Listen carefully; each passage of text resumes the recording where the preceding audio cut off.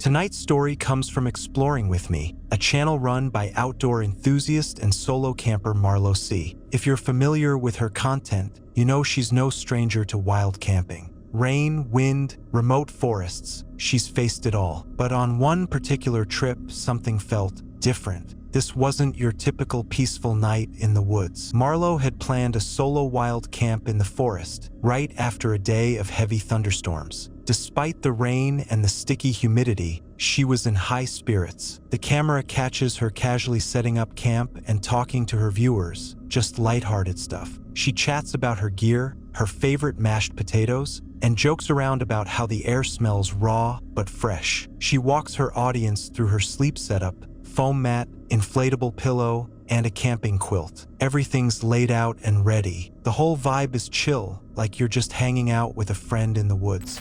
It's coming up on 7:30.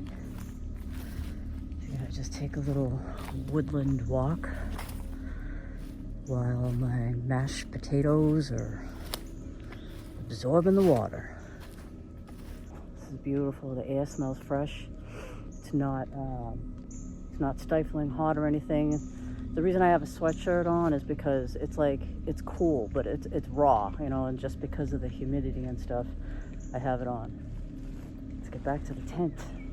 Taters.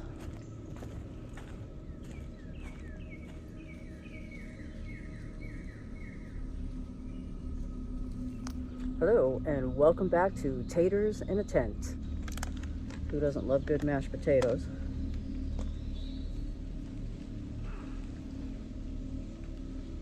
Mashed potatoes. I know, it's exciting, isn't it?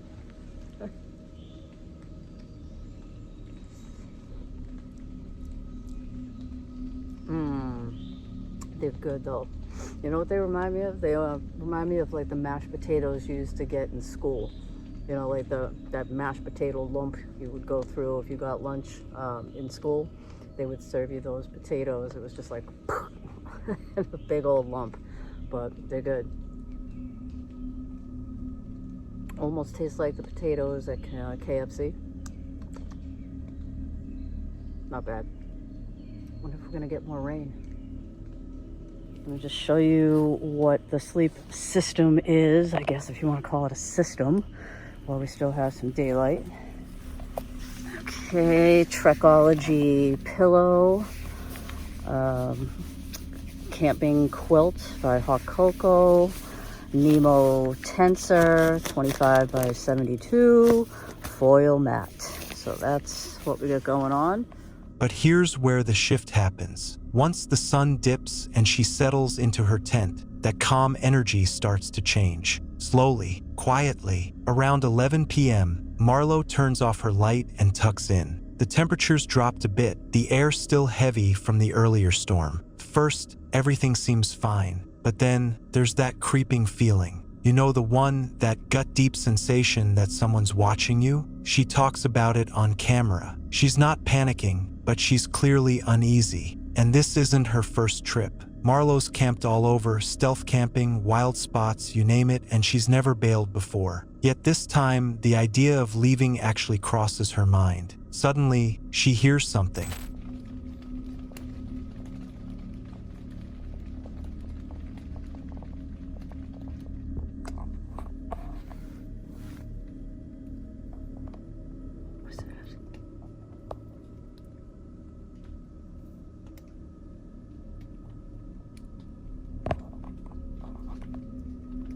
Thought I heard like footsteps or something.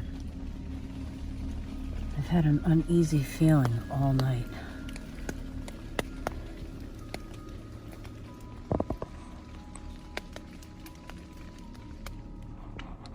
Hello?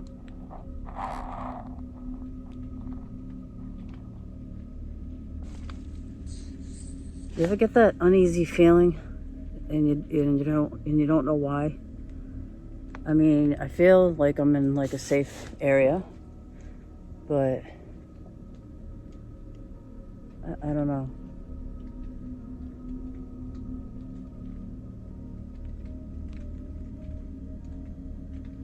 Maybe we should just take a walk or something and check it out. I've never bailed on a camp. I mean, it's crossing my mind, but I've never bailed on a camp, whether it was a regular camp, a stealth camp, or a wild camp. So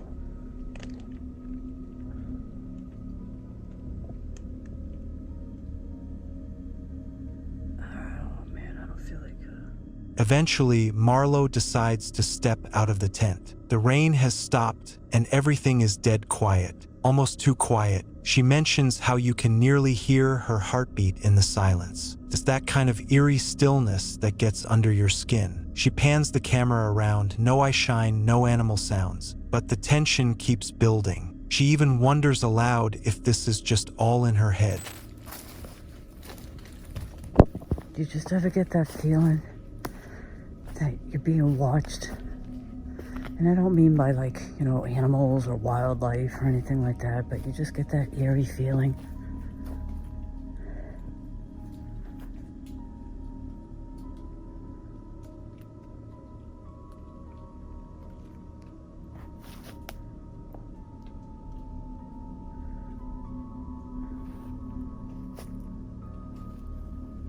Yeah, well,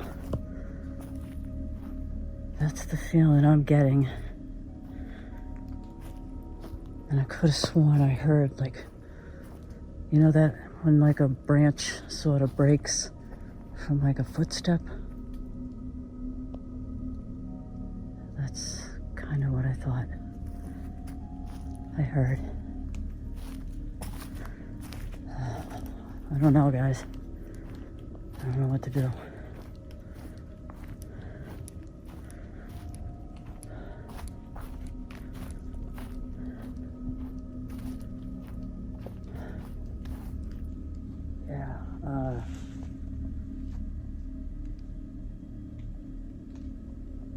I'm not sure what I'm gonna do.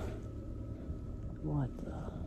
Packing up in the middle of the night during a solo wild camp? That's rare for Marlo. She didn't even keep the camera rolling during the takedown. That's how serious it felt. She later describes possibly seeing I shine out beyond her campsite. Just a flicker, could have been an animal. But after everything, the footsteps, the gut feeling, that watchful tension, it was enough to say, nope, I'm out. On the way back, Marlo shares a bit more. She's wiping her face, clearly shaken but trying to keep it together. She talks to the camera one last time before heading out of the woods.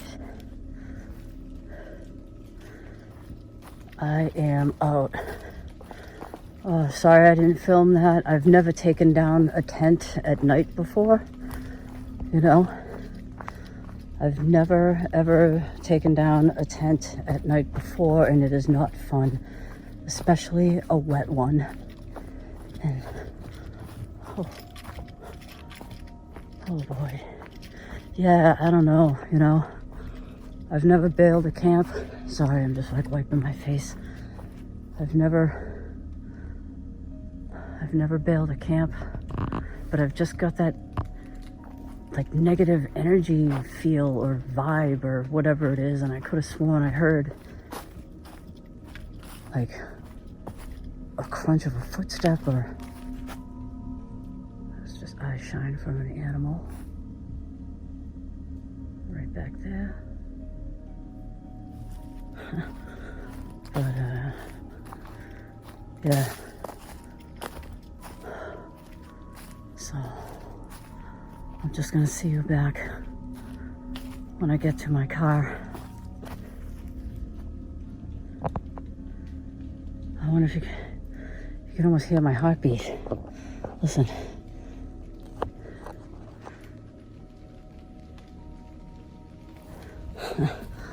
I don't know if you could even hear that. I don't know why I did that, but my heart is just beating out of my chest.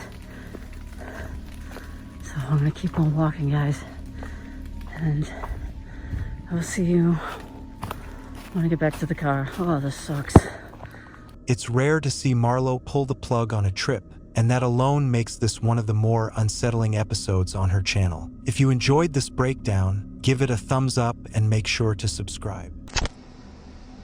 Dylan Panos, a seasoned wildlife guide and all-around bush expert during a typical morning in the reserve. And trust me, it was anything but typical. Dylan's the kind of guy who's used to close encounters with nature. He spent years guiding people through the African wilderness, teaching them how to safely experience the raw beauty of the wild. So when something makes him pause, you know it's serious.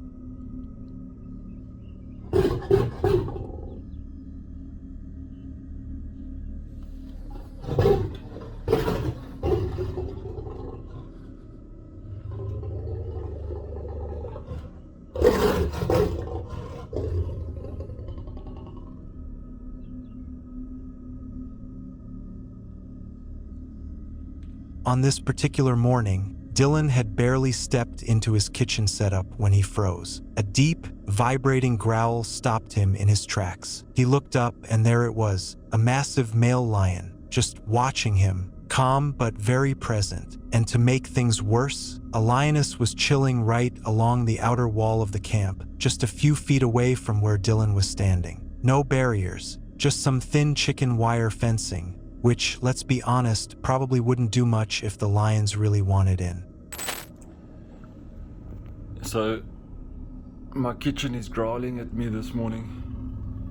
As you can see, you've got a beautiful male lion looking through my kitchen window. And I just need to get to that kettle to make some coffee, that's all. But the decision is, should I go cold turkey this morning, have no coffee? What do you guys think?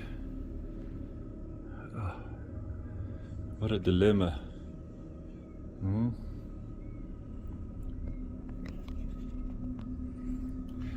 So this is how we woke up this morning. We've got a honeymoon couple in camp, and the lioness, she's lying right here by the wall, and we can't get even to make our coffee this morning.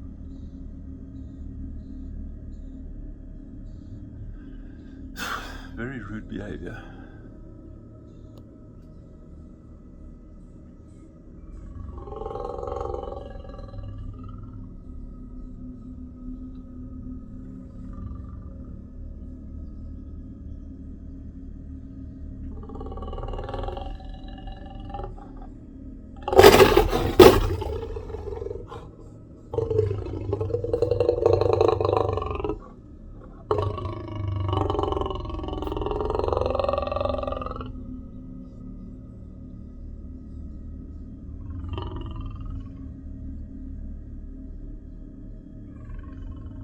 I don't know if this chicken wire, chicken mesh is much of a protection.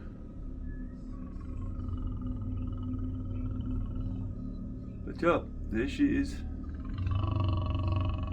And he's guarding her. She wants nothing to do with him. We just need coffee, but come on, man. Now, Dylan being Dylan, he didn't panic. Instead, he turned on his camera and started documenting it like it was just another day in the bush, which for him, I guess it kind of was. He jokes in the video that the lions were being very rude for blocking access to his coffee. But you can tell, beneath the humor, he's watching their every move. The male lion, especially, is pacing. It's not just passing through, it's patrolling, protecting the lioness, who seems more interested in ignoring everyone entirely and taking a nap against the wall. Okay, I managed to get the kettle on, so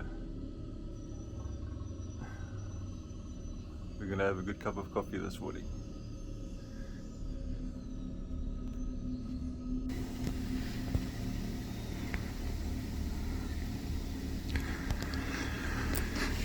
So there the students are in the game drive vehicle.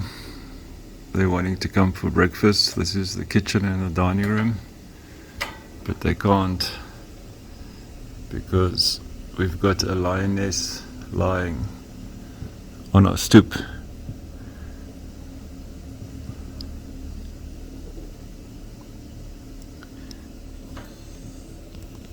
And we've got a male lion over there trying to get to the female lioness, but she's having none of it. She just wants to be left alone. The male over there, he's trying to get to the female. Eventually, after what probably felt like an eternity, the lions grew restless and decided they had better things to do than hang out in someone's kitchen. They slowly wandered back into the bush, disappearing into the tall grass like ghosts. No confrontation, no roaring attack, just quiet tension, and then gone. Dylan and the other campers finally exhaled. No one had moved, no one had dared. It was just one of those moments where nature reminds you who's really in charge. For Dylan, it was another day in the wild, one that probably ended with a very delayed, but very well-deserved, cup of coffee. But for those of us watching, it's a powerful reminder. In places like Sabi Sands, the line between man and nature is razor thin. Even your morning routine, something as harmless as making a cup of coffee, can suddenly turn into a standoff with the king of the jungle. Our next story begins with Sophie, the creator behind the YouTube channel Outdoor Girl Sophie. It was supposed to be simple. One quiet night in a forest not too far from home in Denmark. She'd head back to work early the next morning. No drama, no danger, just a quick escape into nature. First, everything seemed chill. The forest she picked was relatively small, close enough to public transportation but far enough to feel like she was away from it all. It had been raining most of the afternoon, so Sophie was already soaked from the knees down, but her spirits were still high. Hi, I'm Sophie. Today I'm on a solo camping trip in a forest in Denmark. It's raining a lot. Hopefully it clears up before I have to set up my tent. I hope you will join my adventure.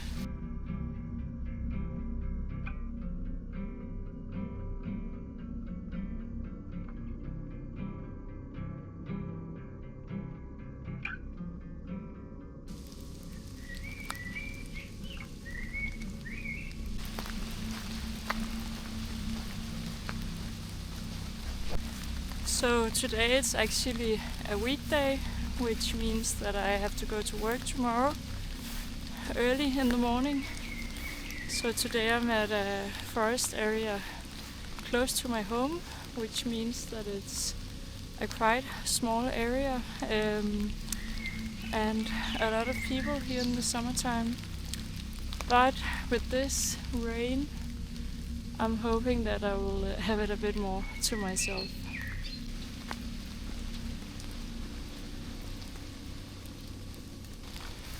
I can already see now that this forest is very open.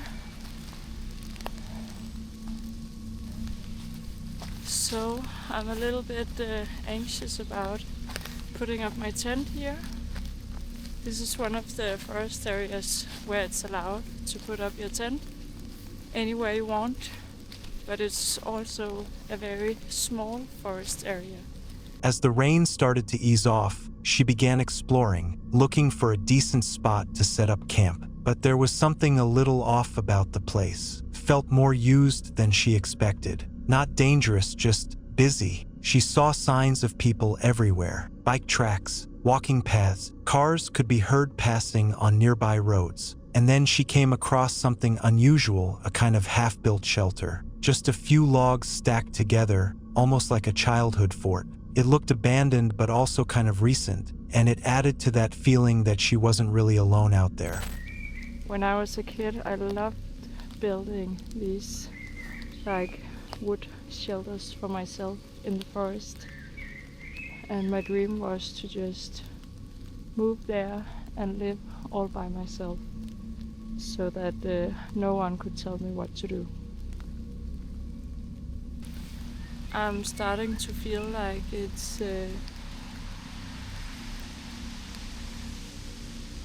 it's not really possible to camp in this forest.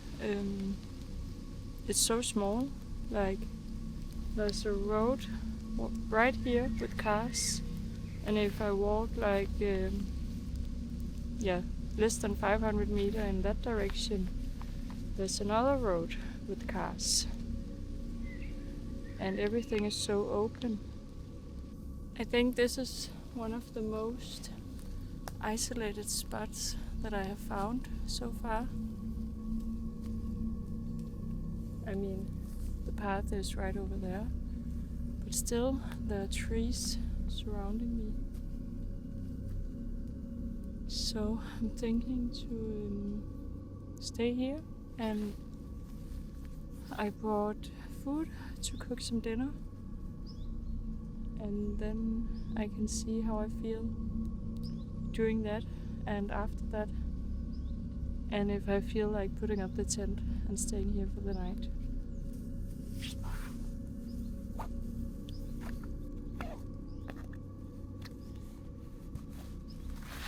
The ground is very wet, so I'm just gonna use my rain cover to protect my back.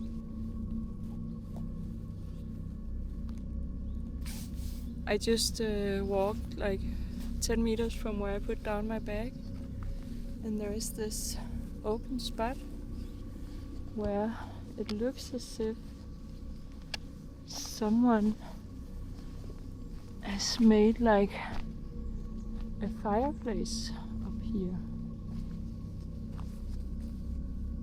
So I'm not the only one trying to escape all the people. This is a very nice spot.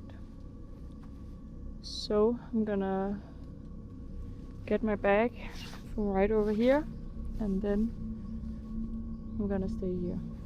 She chose a small clearing near that spot. It was partially hidden by trees, secluded enough for some privacy, but not too far off the path in case something went wrong. She got settled, cooked a basic meal, not fancy, just enough to fill her up, and tried to enjoy the evening. For a while, it was shaping up to be a pretty normal solo trip. Out of nowhere, loud music started echoing through the trees. Somewhere off in the distance, people were partying or hanging out. That wasn't too concerning at first. But then, a group of 5 men on bikes came tearing down the trail, laughing, shouting, and riding directly past her campsite. Nothing happened, technically, but something about the energy shifted inside her. Suddenly, being alone in the woods didn't feel peaceful anymore. It felt vulnerable. Being a solo woman camper, that moment hits differently.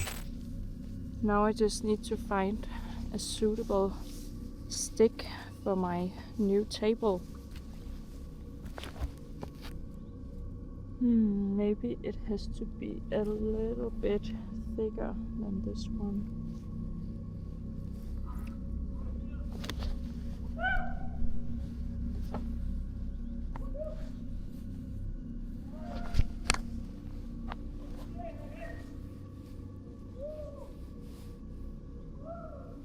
Yeah, just when I thought I was alone, there are 5 guys driving through on their bikes, screaming and giving me a big shock.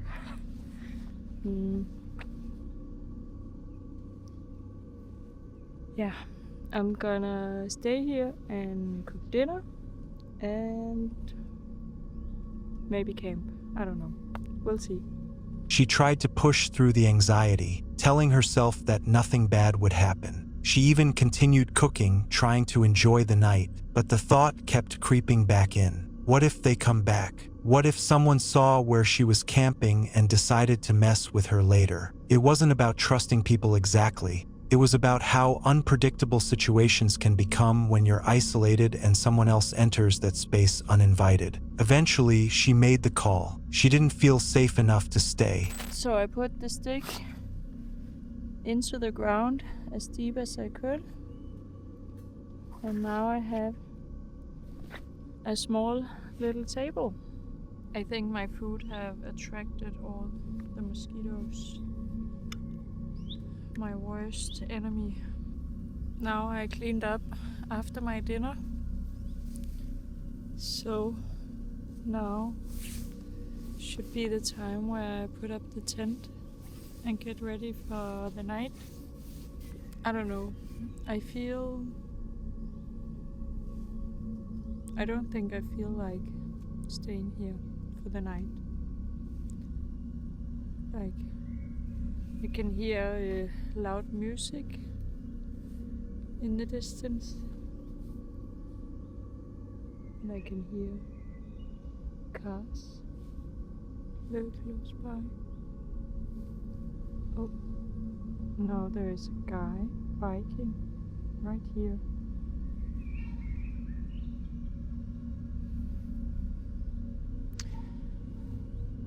Yeah, I think I need to pack up and then just go home in my bed.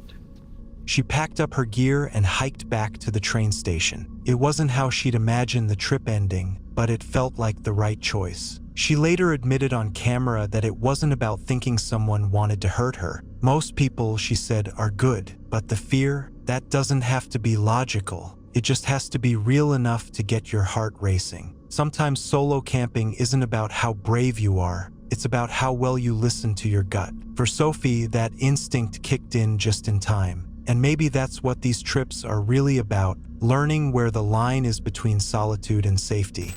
I feel,